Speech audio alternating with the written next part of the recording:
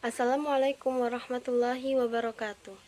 Yang terhormat Bapak Saad selaku dosen pengampu pada mata kuliah Akhlak dan Etika serta teman-teman yang saya banggakan. Perkenalkan, saya Anur Faida dengan nomor induk mahasiswa 2021500131. Baik, pada kesempatan kali ini saya akan membahas pemaparan saya mengenai pengertian akhlak dan keutamaannya, kemudian adab etika belajar dalam Islam, etika beragama, berbangsa, dan bernegara dalam Islam, dan pengertian musyawarah dan etika berkomunikasi dalam Islam. Pada penjelasan kali ini, saya menggunakan PowerPoint sebagai wadah untuk mengumpulkan materi yang akan saya sampaikan. Baik, kita lanjut kepada penjelasan yang pertama, yaitu pengertian akhlak dan keutamaannya. Menurut bahasa atau etimologi, akhlak ialah bentuk jamak dari khuluq yang berarti budi pekerti, perangai, tingkah laku, atau tabiat. Akhlak disamakan dengan kesusilaan sopan santun. Khuluq merupakan gambaran sifat batin manusia, gambaran bentuk lahiriah manusia seperti raut wajah, gerak, anggota badan, dan seluruh tubuh. Dalam bahasa Yunani, pengertian huluk ini disamakan dengan kata etikos, kemudian berubah menjadi etika, dan umumnya yang dikembangkan di dalam masyarakat yaitu bahwa perkataan akhlak sering juga disamakan dengan kesusilaan atau sopan santun yang pada saat ini diganti dengan kata moral dan etika. Jadi pada pengertian ini, akhlak ini sekarang disamakan dengan etika atau moral. Kemudian pendapat lain tentang akhlak merupakan bentuk jamak dari kata huluk. Kata huluk adalah lawan kata akhlak, yang dimana huluk merupakan bentuk batin, sedangkan akhlak itu mata batin atau basiroh. Yang keduanya berasal dari kata kholako yang artinya penciptaan. Jadi kalau huluk itu sesuatu yang tidak bisa dilihat atau bentuk lahir seperti tingkah laku manusia, terus kebiasaan manusia itu. Sedangkan kalau kholak itu bisa dilihat seperti raut wajah, perkataan manusia, sopan santun manusia, itu bisa dilihat. Baik, selanjutnya, akhlak merupakan perilaku yang tampak atau terlihat sangat jelas, baik dalam kata-kata maupun perbuatan, yang memotivasi dorongan oleh karena Allah. Namun demikian, banyak pula aspek yang berkaitan dengan sikap batin atau pikiran seperti akhlak diniyah dan berkaitan dengan berbagai pola aspek, yaitu pola perilaku kepada Allah dan sesama manusia. Jadi akhlak itu mencerminkan beberapa aspek perilaku kepada Allah, atau kita sebut biasanya hablum minallah, dan juga aspek perilaku terhadap manusia atau biasanya hablum minannas. Demikian juga akhlak dalam agama Islam adalah akhlak yang bersumber dari ajaran Allah Subhanahu wa taala dan Rasulullah Shallallahu alaihi wasallam. Akhlak Islam ini merupakan amal perbuatan yang sifatnya terbuka sehingga menjadi indikator seseorang apakah dia muslim yang baik atau buruk. Jadi akhlak itu bersumber dari Al-Quran, bersumber dari ajaran Allah dan ajaran Rasulnya. Ajaran Allah itu biasanya kita sebut dengan Al-Quran atau hadis nakli, dan juga yang bersumber dari ajaran Rasulullah atau biasanya kita sebut dengan hadis. Di dalam jiwa seseorang, akhlak dididik tegas mengutamakan keadilan dan kebenaran, cinta kebaikan, gemar berbuat baik, dilatih untuk mencintai keindahan dan membenci keburukan, sehingga menjadi wataknya, maka keluarlah dirinya perbuatan-perbuatan yang indah, tanpa keterpaksaan. Itu yang disebut dengan akhlak baik, seperti kemurahan hati, lemah lembut, sabar, teguh, mulia, berani, adil, ihsan, dan akhlak-akhlak mulia, serta kejiwaan jiwa lainnya, kesempurnaan jiwa lainnya. Jadi akhlak itu dididik tegas mengutamakan keadilan dan kebenaran, gemar berbuat baik, dan mencintai keindahan, sehingga akan terbentuk nih watak watak atau karakter seseorang yang mengeluarkan perbuatan-perbuatan yang mendorong perbuatan-perbuatan baik lainnya. Baik, selanjutnya adalah pembahasan tentang keutamaan akhlak atau keistimewaan akhlak. Yang pertama adalah berat timbangan akhiratnya. Seseorang yang memiliki akhlak terpuji disebutkan dalam hadis bahwa ia akan memiliki timbangan yang berat kelak di akhirat, di hari akhir atau di hari kiamat, di mana semua amal akan ditimbang sebagaimana sabda Rasulullah SAW yang artinya tidak ada sesuatu yang diletakkan pada timbangan hari kiamat yang lebih berat daripada akhlak yang mulia. Dan sesungguhnya orang yang berakhlak mulia bisa mencapai derajat orang yang berpuasa dan sholat. Jadi orang yang berakhlak itu akan memiliki timbangan yang berat pada hari akhir nanti. Yang kedua adalah dicintai Rasulullah SAW. Rasulullah SAW diutus tidak lain adalah untuk menyempurnakan akhlak manusia di dunia. Dan tentu saja Rasulullah SAW sendiri mencintai manusia yang memiliki akhlak yang baik. Dari Jabir radhiyallahu an, Rasulullah SAW bersabda, sesungguhnya yang paling aku cintai dari kalian adalah yang paling dekat tempatnya dariku di hari kiamat adalah orang yang paling mulia akhlaknya. Dan orang yang aku benci dari kalian dan yang paling jauh tempatnya dariku di hari kiamat adalah orang yang bicara angkuh dalam berbicara dan sombong. Jadi Rasulullah cinta nih, dan dijamin orang yang berakhlak baik akan ditempatkan di sisi yang paling dekat dengan Rasulullah SAW. Dan Rasulullah SAW membenci orang yang berbicara angkuh serta sombong, sehingga nanti dia akan mendapatkan tempat yang paling jauh di akhirat kelak. Baik, kelanjutan dari penjelasan keutamaan akhlak yaitu dijamin rumah di surga. Memiliki akhlak yang mulia sangat penting bagi seorang muslim, dan keutamaan memiliki akhlak mulia sangatlah besar. Dalam sebuah hadis disebutkan bahwa Rasulullah SAW menjamin seseorang sebuah rumah di surga apabila ia memiliki akhlak yang mulia. Dari Abu Umamah radhiyallahu anhu, Rasulullah SAW bersabda, saya menjamin sebuah rumah tepi surga bagi orang yang meninggalkan debat sekalipun ia benar, dan sebuah rumah di tengah surga bagi orang yang tidak berbohong sekalipun hanya bergurau, dan rumah di atas surga bagi orang yang mulia akhlaknya.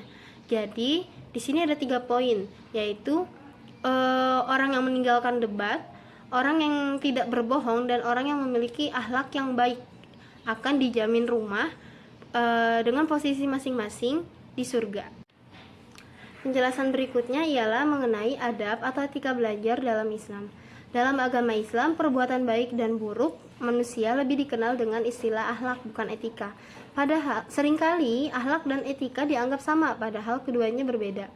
Perbedaan itu terletak pada penentuan baik atau buruknya suatu perbuatan manusia. Baik buruknya etika ditentukan oleh akal pikiran atau moral biasa kita kenal. Sedangkan akhlak ditentukan oleh ajaran agama, yaitu Al-Quran dan As-Sunnah. Secara etimologis, etika berasal dari bahasa Inggris yang disebut dengan etik, yang berarti sistem, prinsip, moral, atau cara berperilaku. Dan berasal dari kata bahasa Yunani, yaitu etikos, yang berarti penggunaan karakter, kebiasaan, kecenderungan, dan sikap yang mengandung analisis konsep-konsep seperti harus, mesti, baik, buruk, benar, salah, serta mengandung pencairan kehidupan yang baik secara moral. Sudah cukup banyak para ahli berbicara mengenai etika ini, seperti pada perkataan Ahmad Tafsir secara sederhana mengatakan bahwa etika merupakan budi perketi menurut akal. Etika merupakan ukuran baik buruk perbuatan manusia. Sedangkan menurut beberapa ahli, yaitu Muhammad Surya, mengungkapkan bahwa belajar dapat diartikan sebagai suatu proses yang dilakukan individu untuk memperoleh perubahan perilaku baru secara keseluruhan sebagai hasil dari pengalaman individu itu tersendiri dalam berinteraksi dengan lingkungannya. Dan Hildegard mengungkapkan bahwa belajar adalah suatu proses di mana suatu perilaku itu muncul atau berubah karena adanya respon terhadap suatu situasi. Jadi kalau etika itu menurut beberapa simpulan dari beberapa ahli itu ukuran baik atau buruk atau batasan-batasan perbuatan manusia. Sedangkan kalau belajar itu adalah suatu proses yang dilakukan individu terhadap lingkungannya untuk memperoleh pengetahuan. Dari beberapa pengertian di atas dapat ditarik kesimpulan bahwa belajar merupakan suatu proses individu dalam berinteraksi dengan lingkungan sekitarnya, sehingga menimbulkan ada terjadinya perubahan tingkah laku, baik sikap, keterampilan, dan pengetahuan. Dalam kegiatan belajar mengajar, dalam Islam tentu terdapat pedoman atau aturan-aturan serta norma-norma. Norma-norma disebut dapat kita sebut dengan etika. Di sisi lain, etika sebagai pemikiran manusia tentang baik atau buruknya sangat diperlukan untuk merefleksikan kegiatan belajar manusia setiap saat. Sehingga norma yang ditaatinya bukan sekedar hanya kebiasaan, melainkan menjadi legitimasi yang kuat untuk ditaati. Jadi tadi belajar itu merupakan interaksi individu dengan lingkungannya, sehingga dapat mengubah keterampilan, sikap, tingkah laku, sikap, dan pengetahuannya yang lebih baik tentunya. Dan sedangkan kalau dalam Islam itu ada batasan-batasan atau norma-norma dalam kegiatan belajar mengajar, sehingga diharapkan norma ini bukan hanya sebagai kebiasaan, melainkan juga harus menjadi legitimasi yang kuat untuk ditaati. Jadi diharapkan orang-orang itu menaati etika-etika dalam belajar.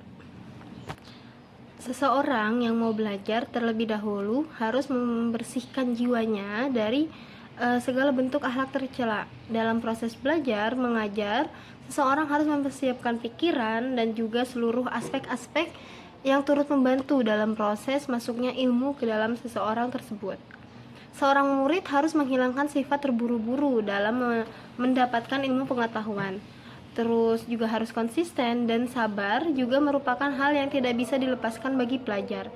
Seorang pelajar haruslah menampilkan sosok yang bersahaja dan sikap yang memuliakan gurunya. Jadi salah satu etika dalam kegiatan belajar bagi seorang siswa yaitu yang pertama harus membersihkan jiwanya terlebih dahulu dari segala bentuk akhlak tercela. Misalnya seuzon terhadap guru, terus sifat terburu-buru ingin mendapatkan meminta guru untuk menjelaskan sesuatu, terus juga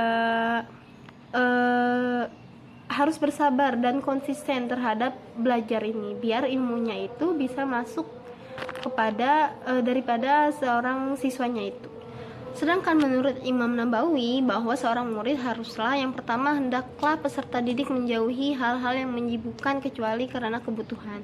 Misalkan contoh kecilnya itu main pulpen, coret-coret yang tidak jelas. Selanjutnya membersihkan hati dari kotoran-kotoran serta dosa supaya hati menjadi baik untuk menerima Al-Quran dan menghafalkannya. Hati yang bersih akan menerima hal-hal baik lebih mudah seperti Al-Quran.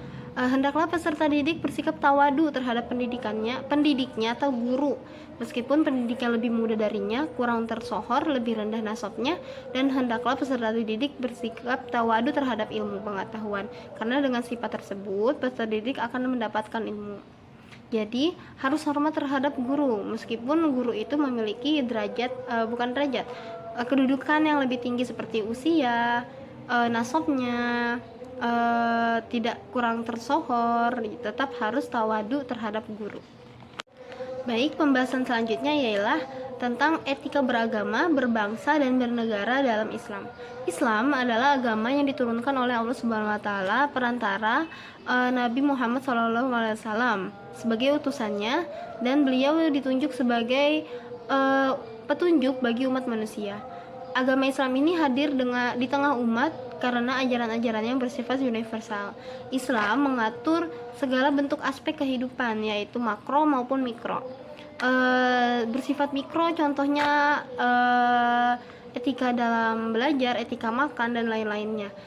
Sedangkan kalau bersifat makro, aspek makro itu salah satunya tatanan dalam kehidupan berbangsa dan bernegara. Etika berbangsa dan bernegara sangat diperlukan dalam kehidupan manusia, karena tanpa etika maka kehidupan berbangsa dan bernegara tidak akan damai, tentram, dan rukun. Etika adalah ilmu yang membahas tentang baik atau buruknya perilaku manusia. Etika juga disebutkan sebagai aturan yang tidak tertulis, yang dimana diharapkan orang dapat mematuhinya. Manusia diciptakan beragam oleh Allah Subhanahu wa Ta'ala. Dengan memahami adanya keberagaman tersebut, maka manusia tentu akan memahami tentang tatanan kehidupan manusia, khususnya berbangsa dan bernegara. Terkait dengan hubungan manusia dan berbangsa dan bernegara, maka Islam memerintahkan kepada manusia untuk beriman, taat kepada Allah dan Rasul-Nya, serta taat kepada pemerintah selagi pemerintah itu tidak menentang ajaran Allah dan Rasul-Nya. Kedua, Islam mengatur akan pentingnya menjaga persatuan dan kesatuan, karena dalam persatuan dan kesatuan situasi damai dan tentram itu sangat dibutuhkan dan sangat penting demi terciptanya kondisi nyaman. Selanjutnya, Islam memerintahkan kepada orang beriman untuk membela tanah air, karena tanah air ini adalah tempat untuk mencari tempat hidup dan mencari kehidupan. Tanah air harus dibela, dan membela tanah air itu menjadi bagian dari iman. Konsekuensi dari seseorang memiliki keimanan tersebut. Dan Islam memecahkan persoalan umat dengan jalan musyawarah. Dalam Islam, persoalan yang berkaitan dengan orang lain itu harus diselesaikan dengan musyawarah, keterbukaan, dan kerelaan. Baik, penjelasan berikutnya ialah mengenai pengertian musyawarah dan etika berkomunikasi dalam Islam. Musyawarah adalah mengambil dan mengeluarkan pendapat yang terbaik dengan menghadapkan satu pendapat dengan pendapat yang lain. Bermusyawarah adalah anjuran Al-Quran dalam segala sesuatu sebagai persoalan yang belum ditemukan masalahnya berdasarkan petunjuk Allah di dalamnya. Musyawarah merupakan kegiatan perundingan dengan cara bertukar pendapat dari berbagai pihak mengenai suatu masalah untuk kemudian dipertimbangkan dan diputuskan serta diambil yang terbaik demi kemaslahatan bersama. Yang penting sehingga dalam Islam, musyawarah adalah suatu amalan yang mulia dan penting, sehingga peserta musyawarah senantiasa memperhatikan etika dan sikap bermusyawarah sambil bertawakal kepada Tuhan yang Maha Mengetahui dan Maha Bijaksana. Sedangkan dalam pengertiannya, dalam Kamus Bahasa Indonesia, kata musyawarah diartikan dengan perundingan atau perembukan. Jika ditemukan orang-orang sedang berunding atau berumbuk, disebut dengan bermusyawarah, dan proses yang dijalankan oleh mereka disebut dengan musyawarah, memusyawarahkan. Dari segi historical language, kata musyawarah berasal dari bahasa Arab, yaitu syura, yang secara etimologis berakar pada huruf shin, waw, dan ro. Menurut Ibnu Fasir, akar kata tersebut memiliki arti asal menampakkan atau memamarkan sesuatu atau mengambil sesuatu. Ibnu Manzur mengatakan bahwa kata syura merupakan masdar dari kata syawara yang berarti mengambil madu, dikeluarkan dari sarangnya dan menyaringnya. Sementara itu, Luwais Ma'luf mengatakan bahwa syura adalah majelis yang dibentuk untuk mengomunikasikan saran dan gagasan sebagaimana mestinya yang diatur secara terorganisir. Jadi intinya musyawarah adalah perundingan, perembukan, atau sesuatu yang dipaparkan bersama-sama. Ada 3 bentuk implementasi musyawarah yang ditemukan dalam Al-Quran. Yang pertama adalah musyawarah dalam urusan rumah tangga.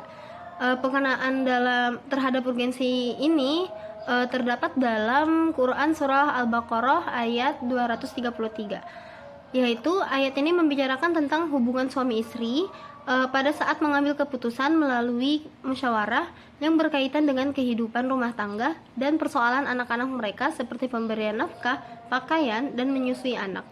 Selanjutnya yaitu musyawarah dalam urusan perang. Urgensi musyawarah dalam urusan perang ditegaskan pada Quran Surah Ali Imran ayat 159.